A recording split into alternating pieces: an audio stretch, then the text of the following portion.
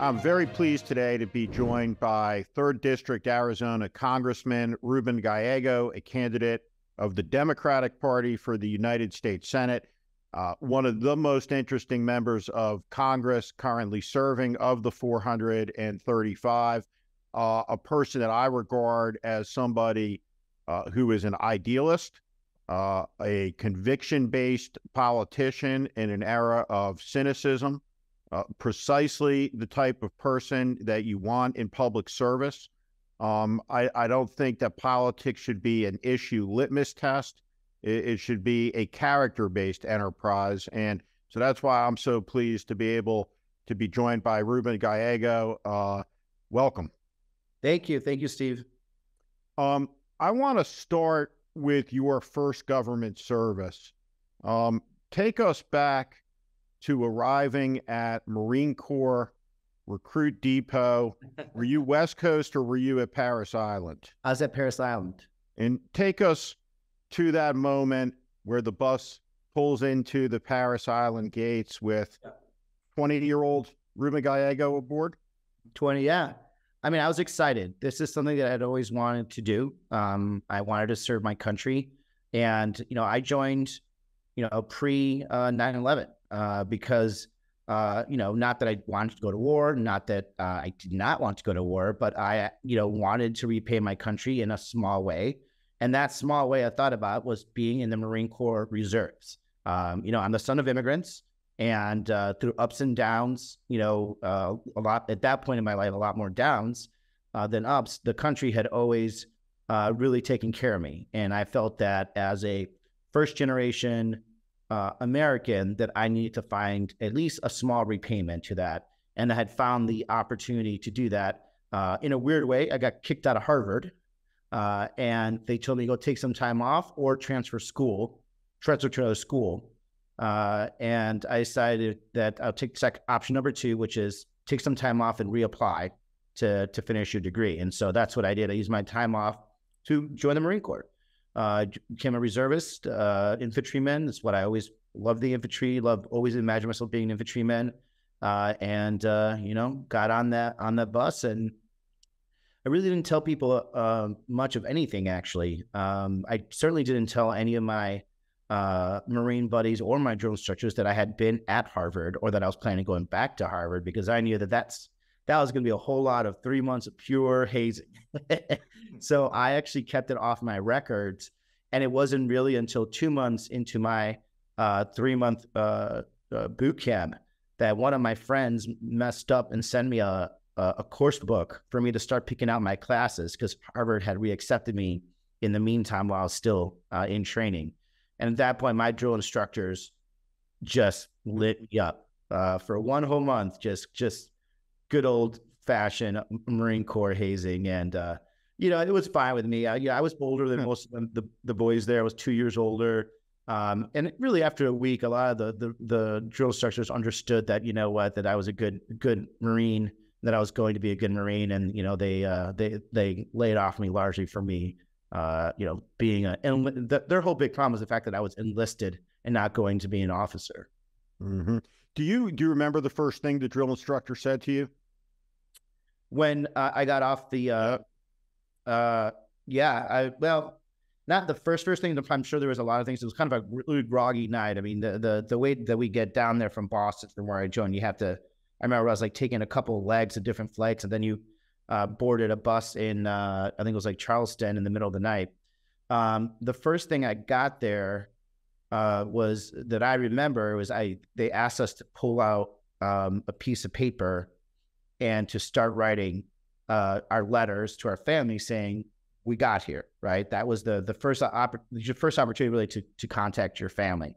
And so I remember getting a piece of paper and then getting a notebook and actually using the notebook to write on make it easier to run. And he just came and slapped that notebook out of my hand and just yelled at me, saying, "Recruit, did I tell you to pick up anything else besides the piece of paper and this pencil?"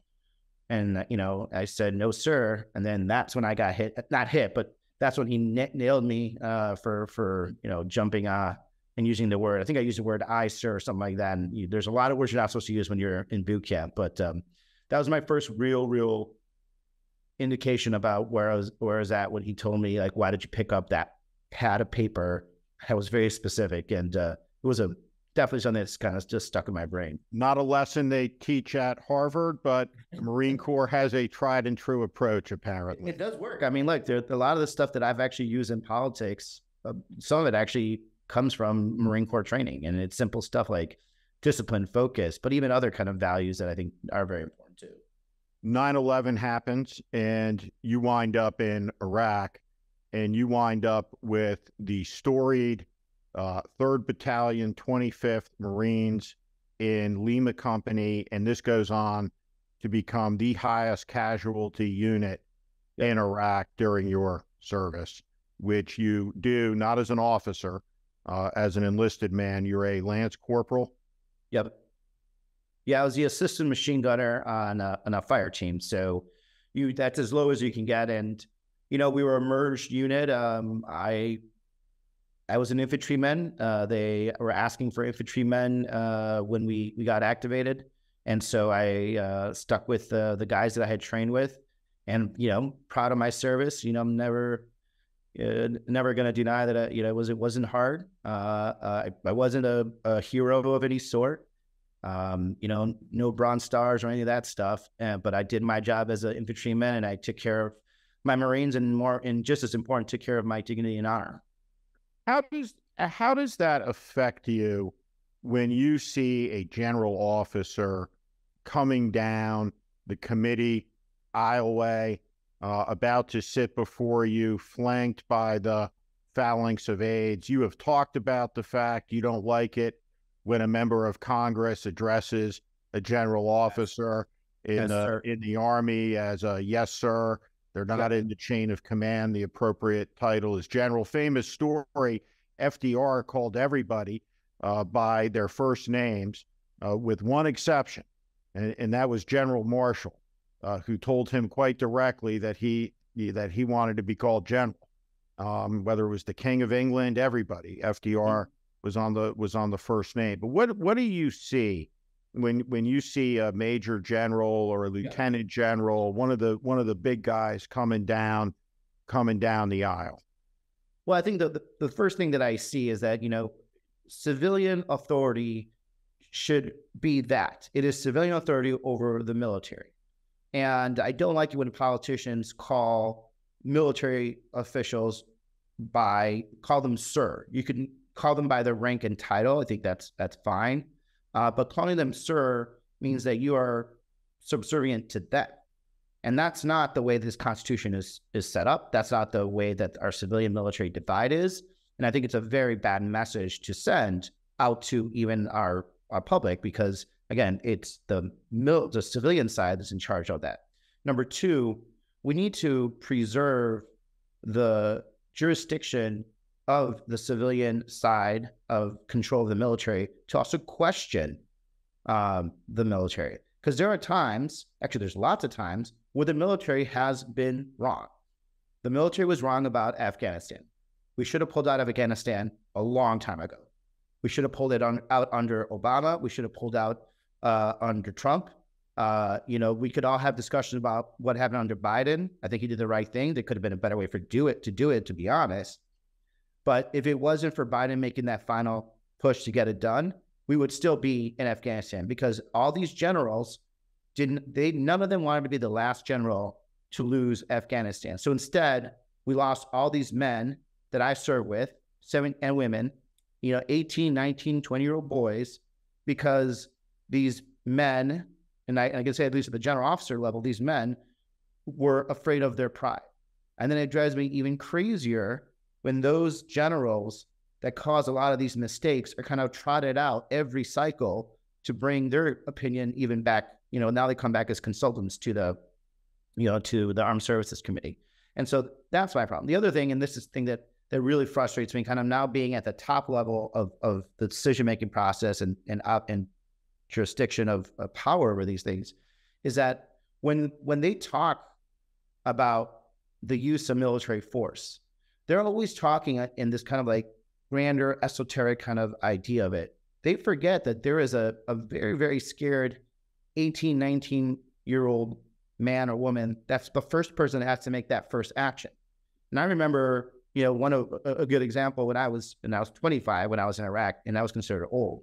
One of the largest operations that we did that year, my platoon was the first movers in that, and I was the first fire team, and I was the first guy of my fire team to step off our vehicle and have to go and run and secure, some space to make sure that insurgents didn't leave. So this whole great plan that was planned by these great, I'm sure, generals and colonels was all dependent on me and a bunch of other guys. On average, we're only in our early 20s, making sure we did everything. But I guarantee you, they don't think about us. They only think about this. And this is how we end up in situations where where the reason we lost so many men is because they didn't give us the armor that we needed. They didn't give us enough manpower, considering the area that they wanted us to control. I mean, they wanted us to control an area the size of West Virginia with, maybe the quarter of the men that we actually needed. And that's because, these politicians, these, generals, these big think tank geniuses never really think about, the little guy when it comes to, honestly, when shit hits the fan.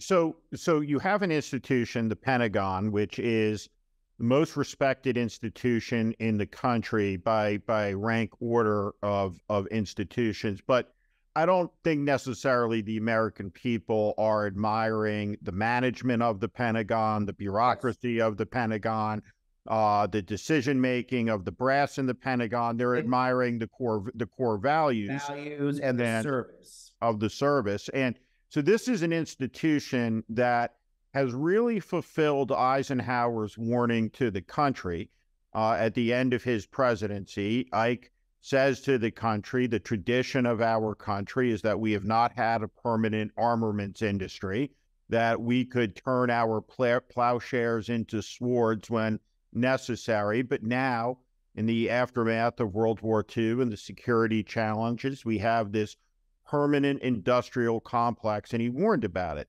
So jumping forward here, I guess 60 years, it is so big, none of the Pentagon can pass a basic audit to know where any of the $1 trillion goes. So I guess my question for you is, when you hear the recommendations, you hear the assertions about our posture in the Pacific vis-a-vis the Chinese.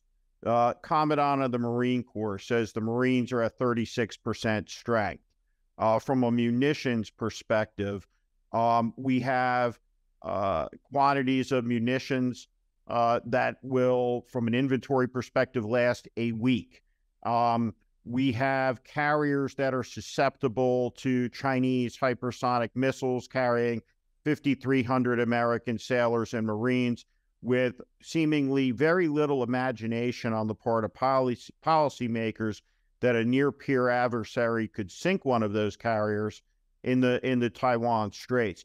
How do you think about these issues at a dangerous moment in the world? Do we need a bigger Navy? Do we need a bigger Marine Corps? Do we need increased expenditures? Do we need different types of appropriations within the Pentagon budget? What do you say to people who say that we need to cut it? Or is it a question of efficiency? Very difficult argument to make. Hey, I need constantly more money. If I was sitting in your shoes as a Republican member of Congress, my constant answer would be, Admiral, you got to pass an audit before you get more money. Simple as that. I think we need to match, the way to think about it, I think we need to match our security threats to what we need. Sometimes we're not actually matching a security threat to what we need. We're matching what maybe the national defense industry wants, or for this kind of grander, I think grander idea of what we should be doing around the world. Right now, I do think that our budget is way oversubscribed. I do think that we need cuts and efficiencies. I think particularly what happens in Ukraine is going to be a big determinant of what we do. I think what we know now is that Russia is a secondary power with nuclear weapons. We know that with proper training, Eastern Europe, with some small backing from the United States, will be able to deter Russia, especially now that Finland and Sweden are joining NATO.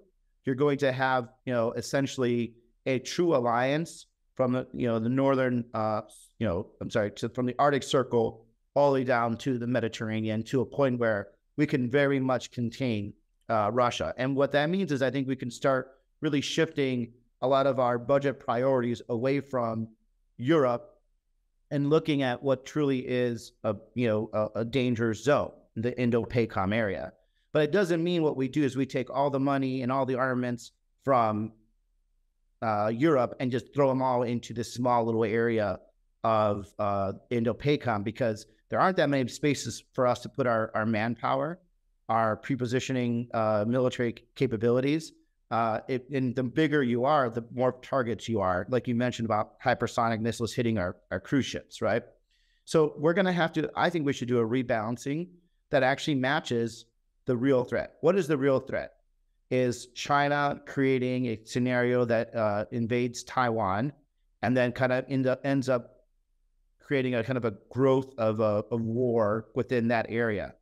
But what we should probably try to focus is how to defend Taiwan with the least amount of manpower that we can. And I think right now, having 8 aircraft carriers that could all get knocked out with hypersonics, by the way, not in the Straits of Taiwan anymore, now in between Guam and Taiwan, which tells us it's even a bigger danger. That is not a way to really stop China. And then we have a secondary problem. What do we do with the political situation when 2 aircraft carriers go down, and we have to explain to people how we got into the situation and why we're going to continue sacrificing in this very tense situation? So helping Taiwan defend itself should be goal number 1. But number 2, always explain to people, big is not always better. And then when it comes to the military budgets, bigger and more bloated can also be extremely dangerous to the point where we end up being less combat efficient than when we were smaller and more agile. Hey, that's a profoundly important point, and one that's not made very often in Washington, D.C. And you certainly have the expertise to make it, both from your legislative experience, but also from your lived experience as an enlisted combat soldier in the Marine Corps. You are in this Senate race, running against Kyrsten Sinema.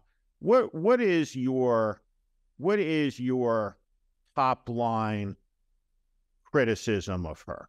She is, well, I mean, honestly, she's disconnected. You hardly see her in Arizona. And when she is here, she only is answering to the elites of Arizona. If you are an everyday constituent and you want to meet with Kyrsten Sinema, she will not give you that time of day unless there's a check attached to that. But that's not just her. This is a problem with politicians all over this country nowadays. They don't meet with their constituents, right? I have a monthly town hall, and it is shocking the amount of constituents from other congressional districts that come to my town hall because their congressman is not talking to them. And so when Kyrsten hasn't had a town hall in 4 years, that's a problem. But the problem is she'll do things such as, vote to preserve some of the benefits that the prescription drugs companies get, so they don't have to compete in their pricing. That's her prerogative to do it, but at least come back and explain yourself and talk to your constituents about it. And she never did that. So that's the most important thing. Her values are no longer aligned with Arizona values, and she's completely disconnected from them. I think that one of the things in politics is that, and I'd like to get your reaction to this idea that we have outrun the labels that we attach. So you will be routinely described as a progressive. I spent most of my and a socialist, right? And I spent now they're using pedo groomers or something like that. Yeah, and I have all that, from opposing Trump, and was on the Trump bomber list, and all the crazy stuff. I spent most of my career in the Republican Party. I served in the Bush White House. I grew up in a tradition of moderate republicanism. I'm from the state of New Jersey, But I wonder, when we talk about progressivism today, what I hear you talking about is a rejection of corporatism and corruption of a system that I think is very badly broken, and I think very analogous to the period of time at the beginning of the 20th century, where we had the launch of a progressive movement that really reoriented society and reweighted it on behalf of what you have termed the little guy against big. And so do you have a point of view as you kind of look out in politics that informs you about big tech, big banks, big defense, big pharma, big media, big politics? Because from where I sit, right, the days of making an investment in a stock, we're looking for value, competing against the technology, the traders, the machine, all of it, right? None of it is rigged to create a level playing field for the proverbial little guy. Right. And so talk about how you see the world from that perspective, if you would, without, as much as you can, the traditional kind of political labels of the moment. Well, I think the most important thing to remember, being an anti-corporatist or anti-big corporation does not mean you're anti-capitalist. If anything, it is better for capitalism not to have these big corporations, of course, they end up creating, monopolies, right? And monopolistic economies by nature are anti-capitalist and end up becoming, somewhat of a government entity onto themselves in terms of they're able to control power.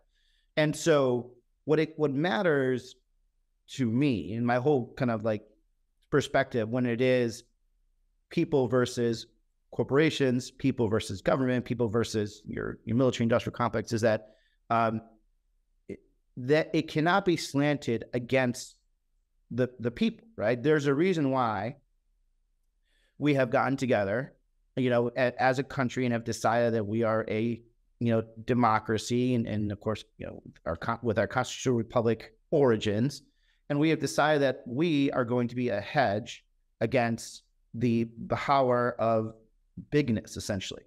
And so when there are rules that are stacked to basically help those that have a lot of power, whether it's elites, whether it's big corporations, whether it's politicians, it is the role, I think, of electeds like us to be the advocate, the fighters, and the lobbyists for those that can pay for it. And so I say this all the time. For example, pharma has 3 lobbyists for every member of Congress. 3. So there's 535 members of Congress. There's probably 1,600-ish registered pharma lobbyists. And they spend how much lobbying a year? $185 million a year lobbying. In American money. In American money. And that doesn't count what happens in states, right? So the little guy that wants to have cheaper drug prices, unless there is somebody fighting for them because they believe in actually being their advocate, their lobby, is never going to have a chance. So I want to been in this country for so long. There's a reason we have prioritized the profits of gross profits, because I'm not against profits. Again, you could be a capitalist in this society, but they've been more emphasizing gross profits for these companies than for taking care of people. In terms of even smaller companies, these companies get so big and become so monopolistic, it doesn't encourage capitalism because you can't even get in there because they have so much power. And then, so what happens, right? The whole system is corrupt because people can't compete and there's no competition. Corporations get lazy, but then also the consumer itself has less options. And so that causes inflationary prices to go up. So this is the perspective we should all keep, is there needs to be the balance. And the people that create that balance is people that are elected in office. Now, one of the things I think is really interesting about you is the sense of gratitude that you have. And so you talked earlier about your parents, about being in an immigrant family. And so it's not until you get to Harvard and you get to a dorm room, which for 99 99.99999% of your fellow Harvard students is a big come down arriving in that dorm room from wherever it is that they arrived from, almost universally so. But for you, this is a big step up. Tell us about that. Well, it was the first bed that I had in about probably 8 to 9 years. So again, I'm very grateful for what this country has been able to. That's what I wanted. That's where I wanted to talk about the conversation, right? Your sense of gratitude, because I think there's so many people out there, young people. You say so much that the country gave me, but it didn't give you things, right? It did. Give me opportunity, right? Country gave you opportunity. Yeah. And you're a person, and I found this fascinating about you, is how you took, out of respect, your mother's name after your dad abandoned the family. And your mom sounds like a pretty remarkable woman. There's a lot of consultants out there that make a lot of money coaching kids into Harvard, but your mom figured out how to raise 2 of them.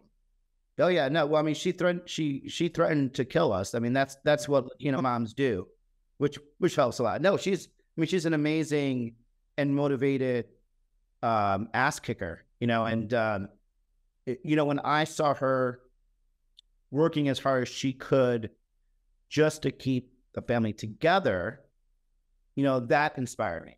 When she didn't know much about Harvard or about college, but she did have 2 beliefs, right? Number one, she believed in her kids, and number 2, she also had a fundamental belief in the fairness of this country, that if my kids keep their nose clean, they get good grades, that they're going to be able to succeed. And those are the 2 things that helped, I think, motivate her to push us.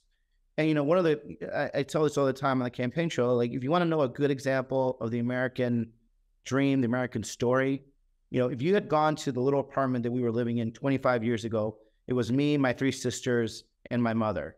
In that apartment, there was nobody with a college degree.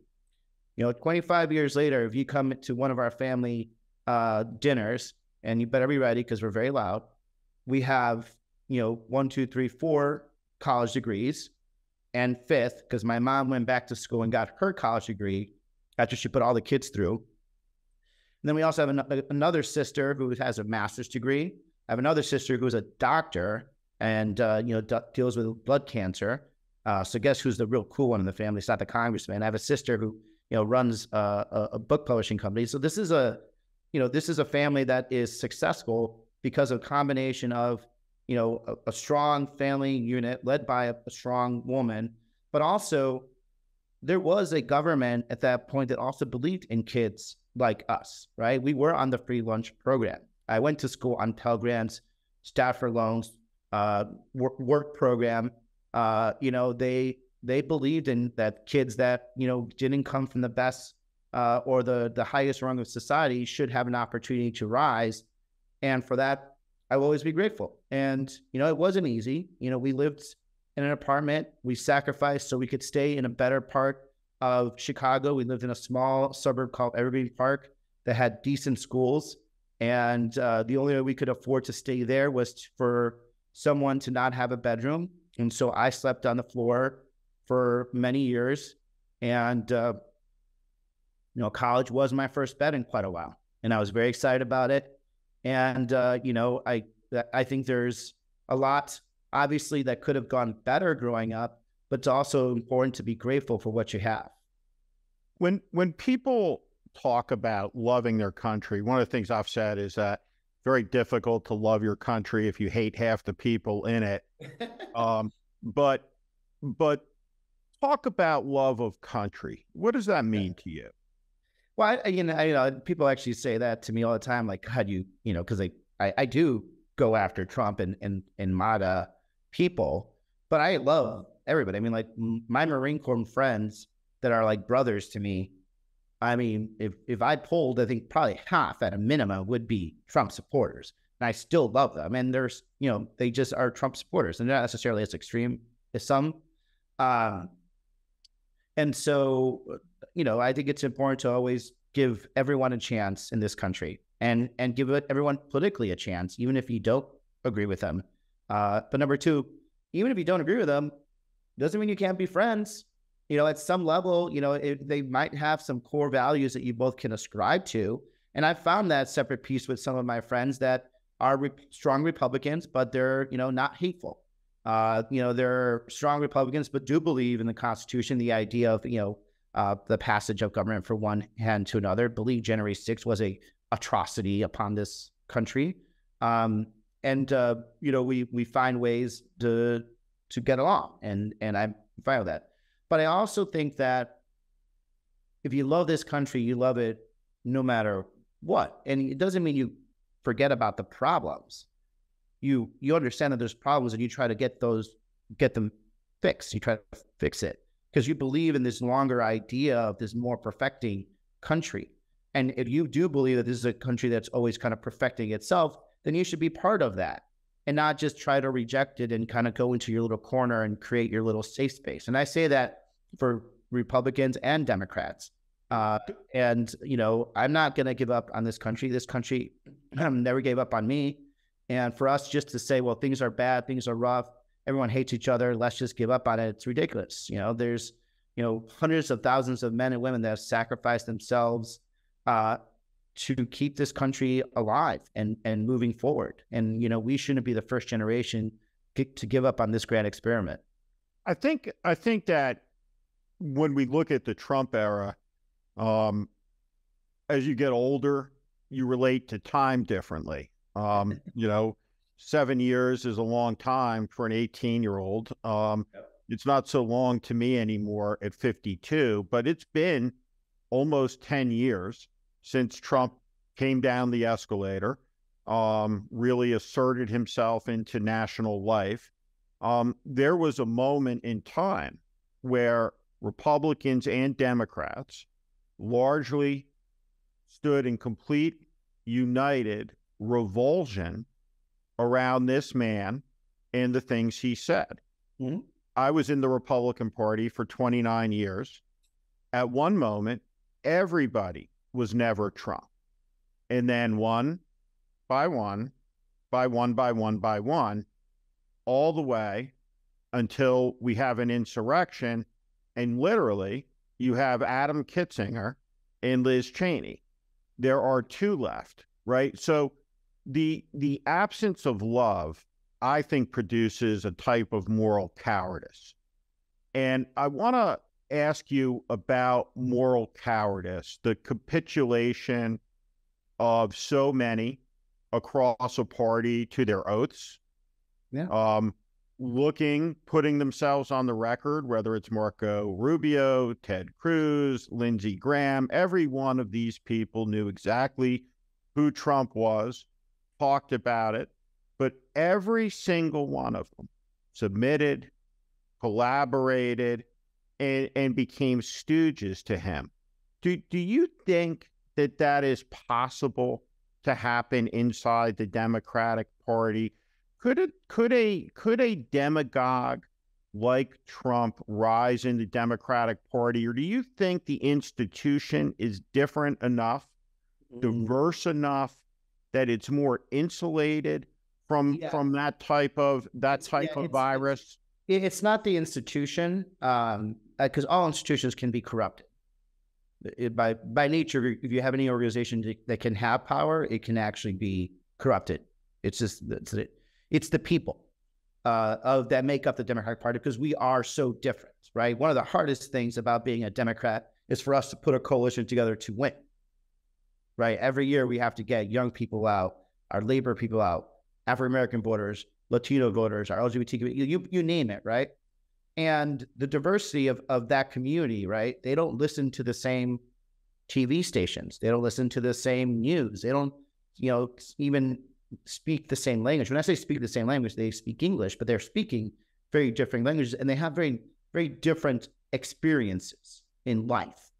And so demagogues, when they take over, they are largely taking over uniform societies that have, I think, very much centralized messaging course, right? So if you see it, it's not just the United States, by the way, but of the history of demagogues taking power, they have a couple of things in common. Very much uniform societies, massive communications networks that they control, and economic times that actually gives rise to anxiety. I think in the case of Trump, there was a combination of economic times and also demographic anxiety that was able to kind of feed through that. And so that's what happened. But there is no excuse, though, for the politicians that have been cowards about it. You don't have to go through with this. You don't have to be a part of it. You don't have to also be a martyr, but you certainly don't have to be a part of it and being a cheerleader. And some of the people that I've seen that become a cheerleader for this kind of, autocracy, neurocracy, let's hit, has been disturbing. And, for me, I always kind of make, my observation on making decisions. And I'm not talking about everyday decisions. Every day politicians do have to make an opportunity cost analysis of what they should not be doing versus long-term fights. But sometimes there are, and hopefully you never have to make those choices. You have to make a choice about who you are and who you're going to be for the rest of your life. And for me, I had to make that choice, unfortunately, at a very young age. I had to decide whether I was going to be a coward or not, if I was going to stay behind and find a reason to get out of the Iraq War, or even when I was in Iraq, I had to make a decision whether or not I was going to stay safely, in my bunker or safely behind a wall when people started shooting at us, when terrorists started shooting at us. I had to make that decision and make this decision. Who did I want to be for the rest of my life if I survived? And I realized that at that young age, at 25, that I didn't want to live the rest of my life knowing that when the country asked me to do the best that I could be, or when I needed to be the person that I always thought I was going to be, someone that was brave and therefore his fellow countrymen, that I was going to fail them. I couldn't do it. So I couldn't run away, and I went and I did my job. And so for politics, it's easy for me because I made that decision early on that I was not going to be that type of person that couldn't look themselves in the face and shy away from some tough situations. And what happens right now, at least politicians, is that they don't understand what they're doing to themselves, and they don't understand what they're doing to their country.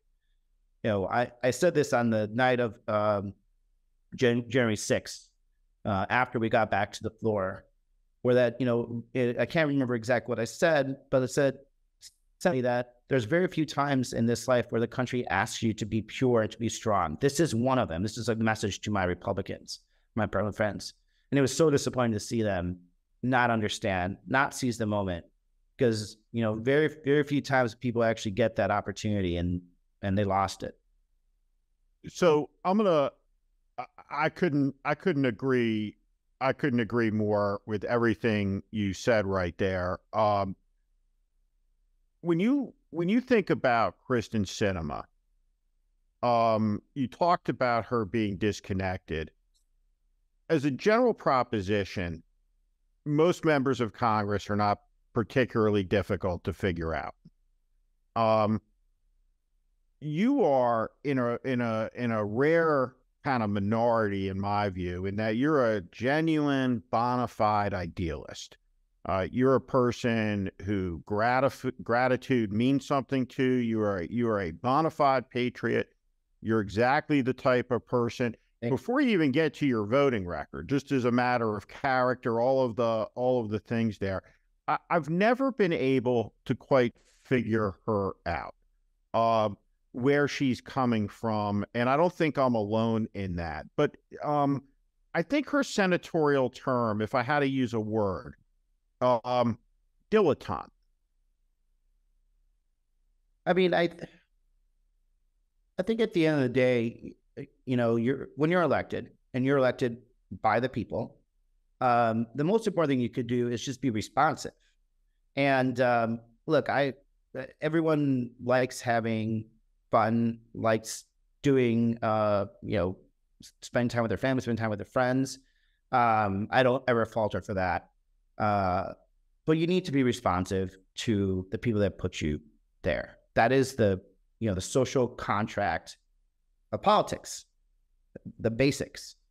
And I think the fact that leadership too, right? I mean, it's, Marine officers eat last. Well, it's not even, you can't be a leader if you don't understand who you're serving. If you don't, you'll never be able to really be a leader if you don't really understand who put you in power and why you are there, right? One of the things that they teach us, in the Marine Corps is that leadership, it comes from accountability. And when you are not holding yourself accountable, then you definitely aren't, you're not leading anybody, and I think a lot of politicians lie to themselves and say that they are leaders, but when in fact they're not, they're just there pressing a little button there. So she, we don't have to have her, explain to any of us, her psych eval or anything else like that. She just needs to be responsive to voters. And like any politician needs to be responsive to voters. I mean, I'll be, I think I have a town hall at the end of this month, right? I'm going to be there. They're going to ask me everything underneath the moon. And, I'm sure I'm going to get a lot of people nodding their heads. And I'm sure there's going to be 20% of people that disagree with me. But you need to put yourself out there. It's your job. I mean, it's your basic job. What's the toughest vote you've taken in your career?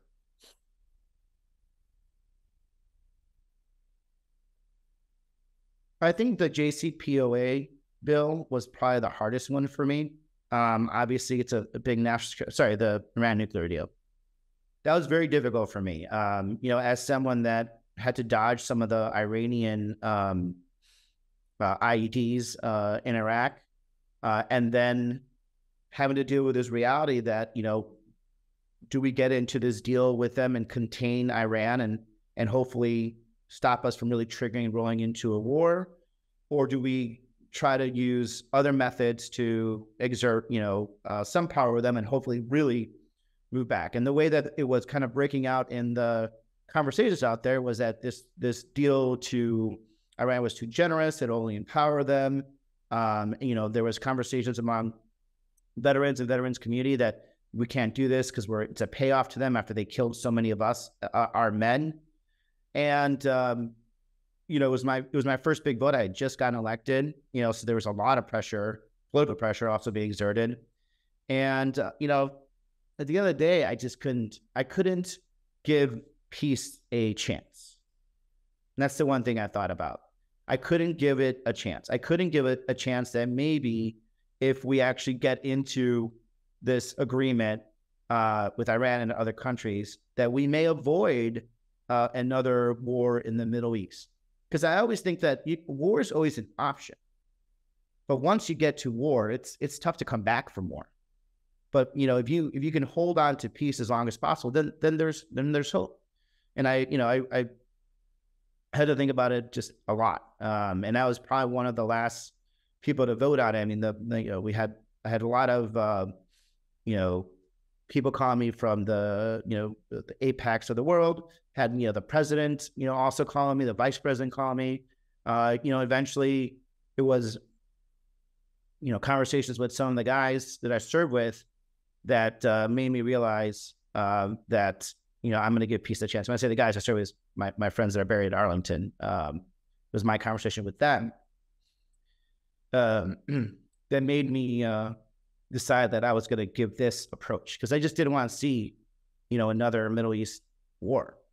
If I could, it's the fundamentally, and I hope everyone who is watching this will take that away, is that we have an absence, a dearth of wisdom in the highest elected offices in the land. And what you just said is profoundly important, and one of the great lessons of the 21st century, which is that it's a lot easier for this country to start wars than it is for us to end them.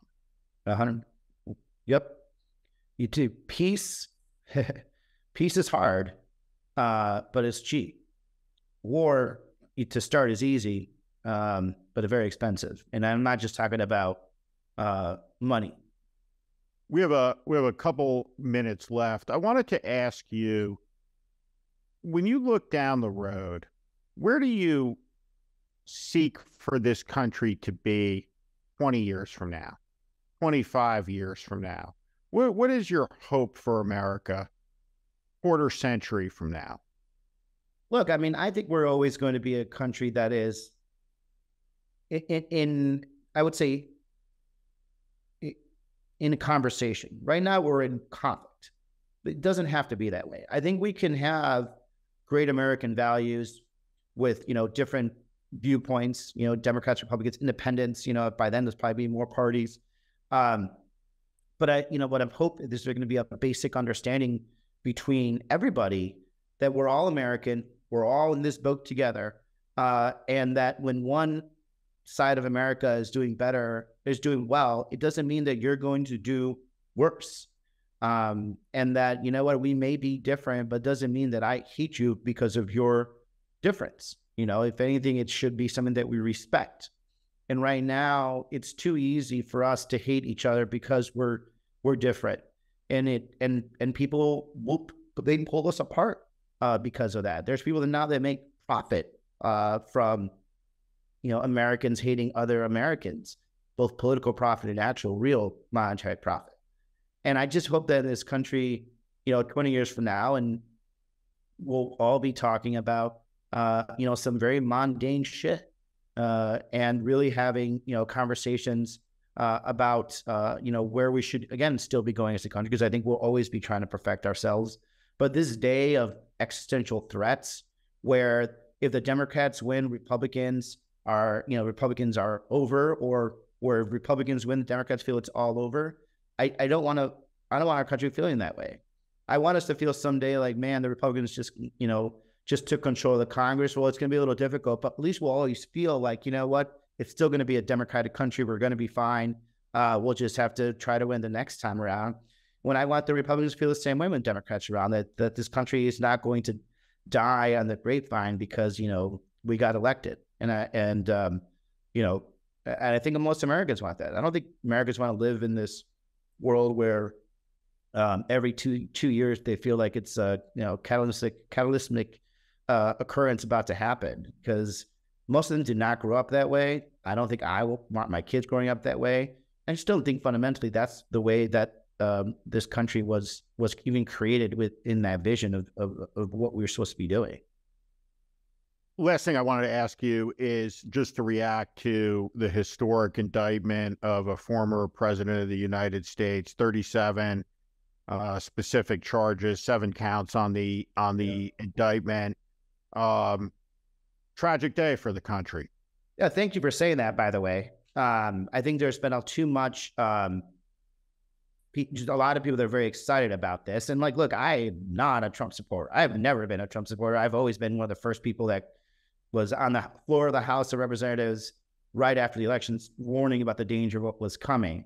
But there's just a tragic day. This is a day that I'm glad happened, but I'm glad it happened because we should believe in the rule of law. That's what should be cheered on. We shouldn't cheer the fact that a former president conducted himself in a manner that he brought this. We should be cheering that there's going to be due process for this American, and that he is going to have every opportunity to represent himself. And I'm here to support the rule of law and due process. But it is not a good day that this has occurred. And I hope it never happens again. I hope that our leaders look at this as a really good example, and they understand that no one's above the rule of law, Democrats or Republicans. And I really wish that some of my Republican colleagues, if you're not going to say that, if you're not going to say, this is a very serious event, let's let the judicial process carry itself out. That's what we're saying, by the way. That's what I'm saying. Then just don't say anything. Because by going and cheering it on and questioning everything, you're not helping Trump. You're hurting the rule of law, one of the core tenets that has kept this country together. And that's the most important thing that needs to come out of this. Whatever happens with this indictment and the process about to happen, the rule of law has to come out as the premier winner of this, because we will be stronger as a country in the long run. I would just say one thing. I was going to leave it there, but it's incredible to read the stories in the indictment, because they all come around back to one thing that you talked about in the beginning with the drill instructor when he slapped the notepad out of your hand. He said, "I told you to pick up a piece of paper." And the concept here is Trump wanted these documents. Yep. They did everything they could to ask nicely 40 times, give them back, and he wouldn't give them back. And as somebody who's walked into the Oval Office, was a White House staffer, what I find, as I'm the person who placed the phone call from John McCain to Barack Obama to concede the election, what I find most incredible psychologically is apparently there was no one, not one person in the Republican Party of any stature who could look Donald Trump in the eye, kind of just, maybe you have to do it alone, look left, look right. You say, "You fucking lost. You lost. You lost the election. I don't know what to tell you." Right? More people voted for the other guy. It happens. It's one of the two possible outcomes if you volunteer. Yeah, I mean, hopefully I never have that outcome, but look, I'll be honest. Like, I think a lot of politicians, it's not just Trump, they surround themselves with yes men and yes women, and they created this culture around them that is basically like a little bubble culture that allows them to, do whatever they want. And it's a mark of a horrible leader, by the way, that does that. A leader is not afraid of criticism. It's certainly not afraid of people giving them, direction. And, Trump was never a leader. Trump was never in his life had ever been a leader, because, he basically was a bully that got to power one way or the other, whether it was politics or whether it was business. And, there was never a check on that type of power until he hit, the one area where there is a check, and that's called the people of the United States. So, you are who you surround yourself with. That's all I have to say. And in my world, I have so many no men and women that I sometimes had to fight just for yes, but that's a good thing. We'll leave it there. I'll just say this, to people that are watching: you want to fix American politics, you need to elect leaders like this guy, Ruben Gallego. His website, take on big media, you take on big business, you take on big tech, and you stand up for the little guy. They try to silence you by drowning you in campaign donations to your opponent. So if you're going to fight for the little guy, which Ruben Gallego does every day, what that means is that he needs support from regular people out there, a couple bucks at a time. And so we'll be talking more about this campaign here on The Warning. It's one to watch. This is a national leader on the rise, an important voice. And let me just say in conclusion, we could do a lot worse off than having a retired Lance Corporal from the United States Marine Corps, an infantry Marine in the United States Senate. Congressman, thank you very much for your time. Thank you, Steve Vasquez. You have a good one. You bet. Thank you for watching. Make sure you subscribe to our channel so you never miss a video. Also, for more content just like this, please consider joining our Warning Premium community. You can find out more in the description below.